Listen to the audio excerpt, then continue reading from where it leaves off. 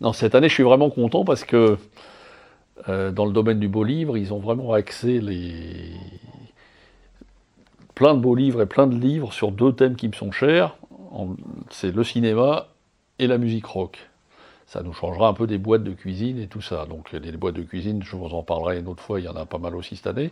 Il y a quelques livres d'art assez sympas de peinture, mais ils ont vraiment axé. Alors là, je suis gâté parce qu'après Spielberg, en cinéma, ils nous ont sorti enfin, s'il n'y avait rien sur lui depuis des années, depuis le livre remarquable, la grande spécialiste de ce cinéaste qui était Lotte Eisner, c'est édité au Cahier du cinéma, qui font toujours un super boulot, Fritz Lang au travail.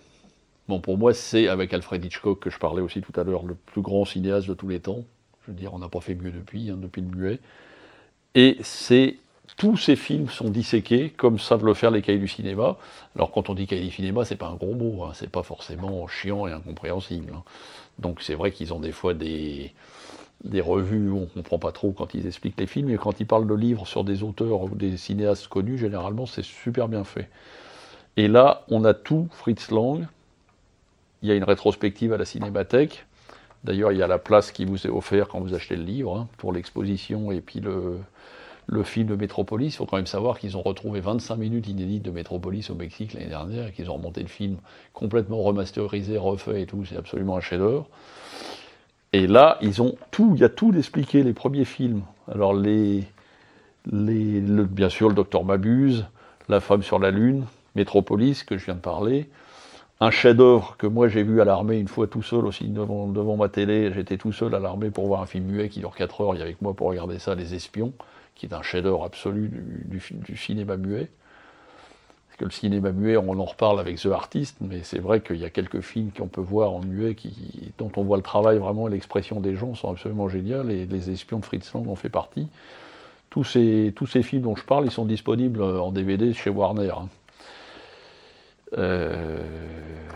Et ça va jusqu'à sa période, évidemment, M le maudit, sa période américaine après, avec tous les principaux westerns qu'il a fait, les pionniers de la Western Union, Fury, le film sur les bourreaux meurent aussi, sur l'assassinat d'Ehrich, ces films un peu de propagande anti-nazi, Espions sur la Tamise, Les bourreaux meurent aussi, et puis jusqu'à son pratiquement dernier, parce qu'après il est retourné en Allemagne à la fin, L'invraisemblable vérité, c'est un film absolument génial, où un journaliste qui est contre la peine de mort monte tout un truc en voulant démontrer lors d'un procès qu'il fait un faux assassinat pour qu'on l'accuse, pour qu'il puisse prouver à la fin que en fait c'est facile d'accuser les gens, il a toutes les preuves.